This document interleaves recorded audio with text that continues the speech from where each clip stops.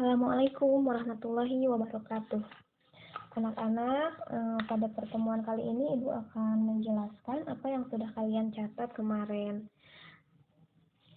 Dan kemudian ada sedikit tambah-tambahan dari catatan yang kemarin. Jadi untuk sekarang juga apa yang Ibu sampaikan, tolong kalian catat yang penting-pentingnya ya.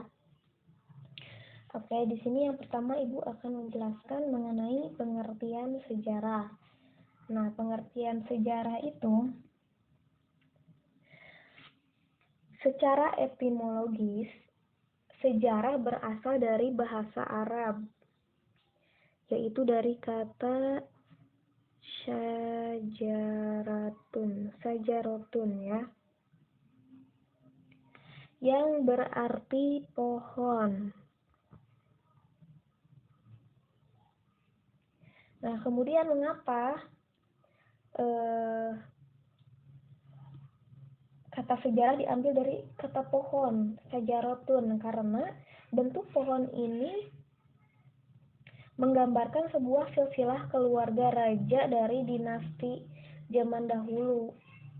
Nah, kemudian dari kata sajarotun ini diseraplah menjadi bahasa Melayu, berubah menjadi syajarah.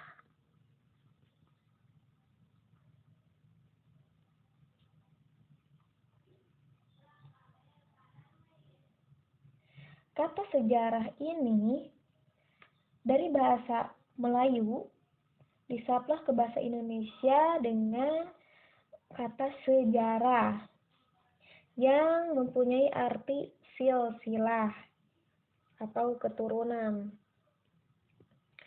Sedangkan pengertian menurut Kamus Besar Bahasa Indonesia atau KBBI silahkan ditulis ya. Definisi sejarah yaitu yang pertama asal-usul keturunan atau silsilah. Yang kedua, kejadian atau peristiwa yang benar-benar terjadi pada masa lampau, riwayat Tambo. Yang ketiga, pengetahuan atau uraian tentang kejadian atau peristiwa yang benar-benar terjadi pada masa lampau. Ya. Oke, kemudian dalam bahasa Inggris juga sejarah itu disebut dengan history. Apabila dalam bahasa Inggris sejarah itu disebut dengan history.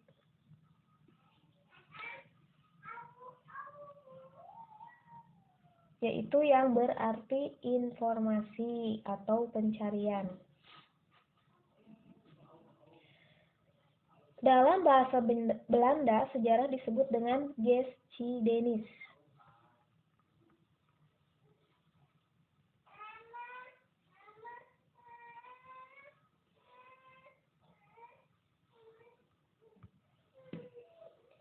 Yang mempunyai pengertian hampir sama, yaitu tentang sesuatu yang telah terjadi.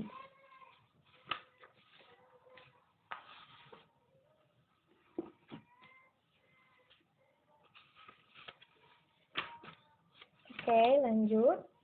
Tadi sudah kita membahas mengenai apa itu pengertian sejarah. Bisa kita simpulkan bahwa sejarah itu adalah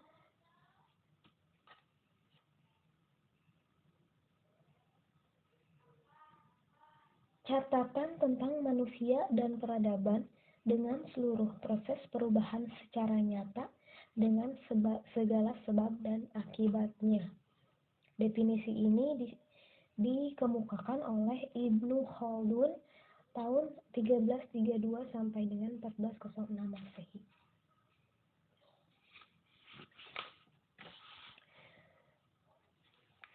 Sedangkan kesimpulannya,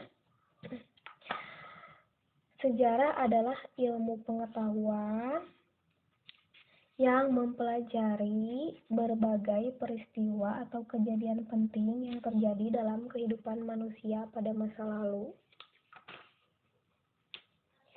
Sejarah merupakan, ya kesimpulan dari sejarah itu ya, ilmu pengetahuan yang mempelajari berbagai peristiwa atau kejadian penting yang terjadi dalam kehidupan manusia pada masa lampau.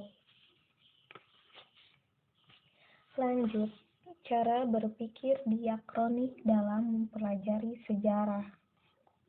Secara etimologis, kata diakronik berasal dari bahasa Yunani, yaitu berasal dari kata kronos,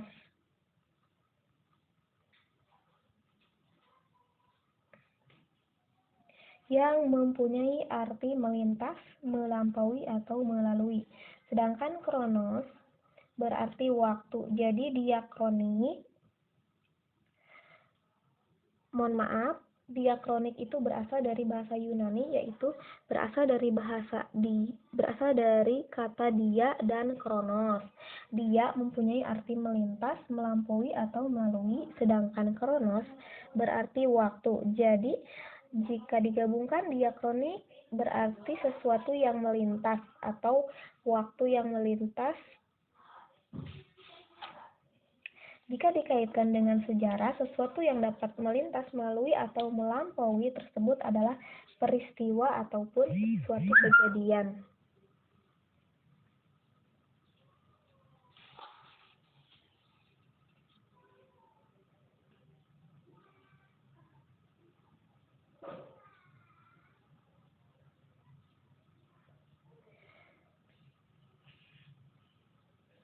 Sebagaimana telah kita ketahui, sejarah merupakan kumpulan peristiwa.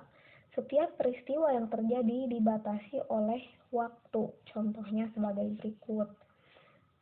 Masa pemerintahan Raja Hayam Wuruk berlangsung antara tahun 1350 sampai dengan 1389. Perang Diponegoro, Perang Jawa berlangsung antara tahun 1825 sampai dengan 1830.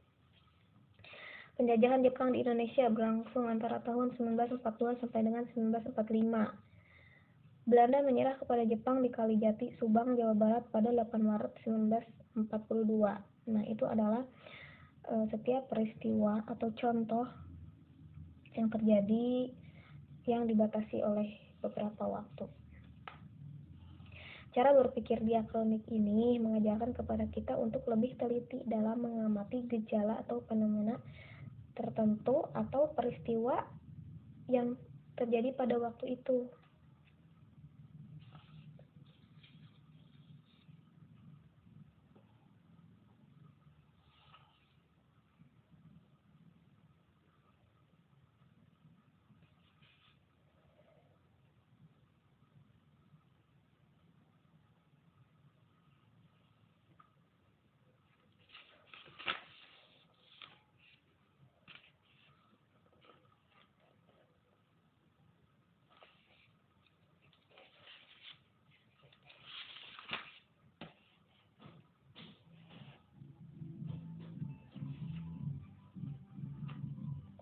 Nah, masih berhubungan dengan pembatasan waktu, sejarah mengenal istilah periodisasi, yakni pengklasifikasian peristiwa-peristiwa sejarah dalam tahap-tahap dan pembabakan waktu tertentu.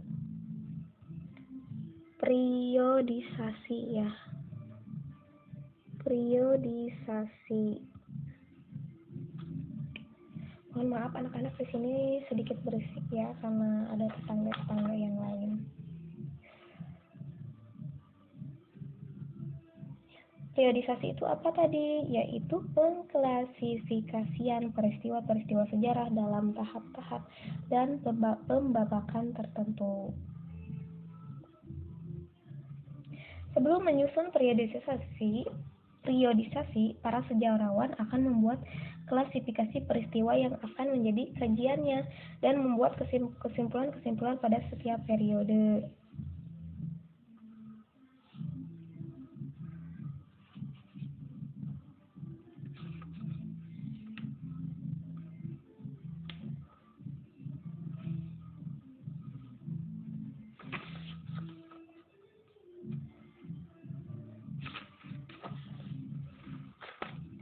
Lanjut, yaitu mengenai cara berpikir sinkronik dalam mempelajari sejarah.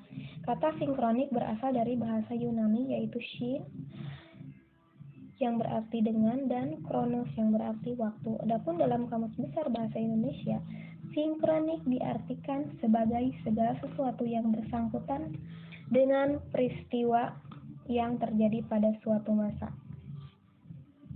Kajian sejarah secara sinkronik artinya mempelajari peristiwa sejarah dengan segala aspeknya pada masa atau waktu tertentu secara mendalam. Sinkronik mempunyai ciri-ciri sebagai berikut. 1. Mengkaji peristiwa sejarah yang terjadi pada masa tertentu, dicatat ya. Yang kedua, menitik beratkan kajian peristiwa pada pola-pola, gejala, dan karakter. Ketiga, bersifat horizontal. Keempat, tidak ada konsep perbandingan. Kelima, cakupan kajian lebih sempit dari diakronik. Keenam, kajian sistematis. Ketujuh, sifat kajian mendalam. Oleh karena itu dapat dikatakan bahwa sinkronik dalam sejarah adalah kajian yang lebih menitik beratkan pada penelitian gejala-gejala yang meluas dari sebuah peristiwa, tetapi dengan waktu yang terbatas. Sebagai contohnya, misal, seorang sejarawan ingin menyusun sejarah perekonomian bangsa Indonesia pada zaman Jepang. Hal yang akan dia lakukan adalah meneliti gejala dan fenomena perkembangan kehidupan ekonomi bangsa Indonesia yang terjadi pada masa pendudukan Jepang itu saja. Tidak ada tulisan yang membandingkan dengan kondisi ekonomi pendudukan Jepang di tempat lain jika menerapkan konsep sinkronik. Sejarawan tersebut hanya akan mengamati semua yang terkait dengan masalah perekonomian tersebut secara mendalam dan terstruktur. Oke, anak-anak, Ibu akan memberikan tugas ya kepada kalian. Tolong dikerjakan ya tugasnya untuk hari ini, langsung dikumpulkan ya.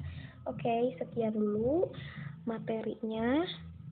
Minggu depan kita lanjutkan. Wassalamualaikum warahmatullahi wabarakatuh.